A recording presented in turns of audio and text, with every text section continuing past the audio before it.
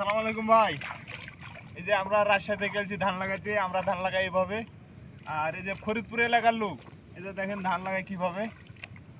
আসলে যে দেশে যে একটা পদবি ভাই,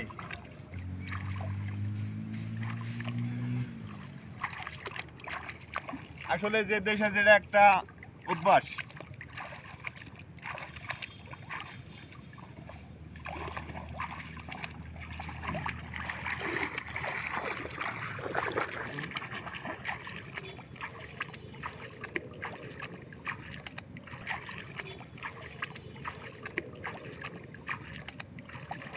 বুঝা যাচ্ছে নাকি?